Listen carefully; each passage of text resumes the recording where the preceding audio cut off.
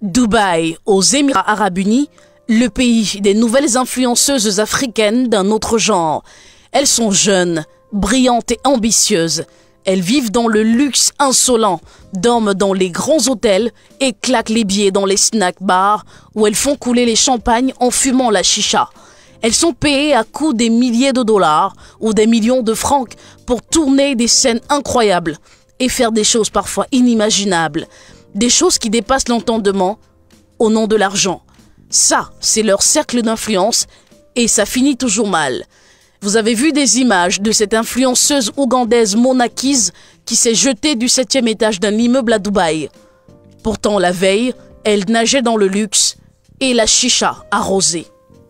Ces filles se recrutent dans tous les pays d'Afrique, du Cameroun au Sénégal, du Gabon au Togo, du Maroc à la Côte d'Ivoire et bien d'autres. Vous avez peut-être déjà entendu parler des histoires de Dubaï Porta-Porte. Ces filles pilulent désormais la toile avec des vidéos arrosées des actes scatophiles avec des chiens, des hommes, des singes. Elles prennent leurs pieds. Elles vont même aller jusqu'à manger de la merde, devenant des toilettes publiques de ces hommes friqués, d'où le nom Dubaï Porta-Porte.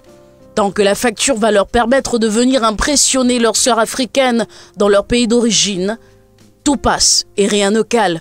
C'est donc le chanteur camerounais Malox le Viber qui avait raison quand il dénonçait à coups de gueule ces filles du plaisir dubaïen qui, sous le prétexte d'aller faire de bonnes affaires, roulaient l'opinion en bateau. Cette Togolaise impliquée raconte comment plus de 10 Émiratis l'ont prise. Extraordinaire. Et Dieu, mon calvaire allait commencer. Il n'était pas seul, il y avait 4 autres hommes avec lui. Et je n'avais même pas le droit de parler, je devais juste subir.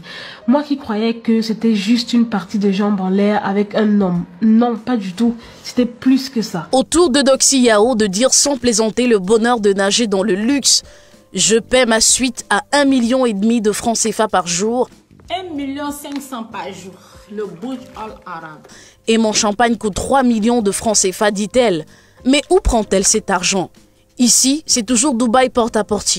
Et sur cette image floutée, une vidéo d'une influenceuse nigériane fait joujou avec le chien du maître. Les images ont fuité sur les réseaux sociaux. Dommage pour ces rêveuses. Les témoignages pleuvent, l'argent facile a bousillé les valeurs. Cette Miss fait de graves révélations sur la vie des influenceuses. La vie de ces nouvelles businesswomen finit parfois en catastrophe entre tuerie, viol à répétition, traumatisme incessant et suicide. Dubaï, l'Eldorado des influenceurs, n'en est finalement rien. Faites désormais attention à ces filles et jeunes garçons influenceurs enrichis du jour au lendemain, sans parcours clair. Vous avez peut-être affaire à un porte-à-porte appelé toilette publique à Dubaï. Merci de vous abonner à notre chaîne Premium Télévision pour ne rien rater des infos tout azimut, actualités sociopolitiques, culturelles et sportives du 237, du continent et du monde. À bientôt.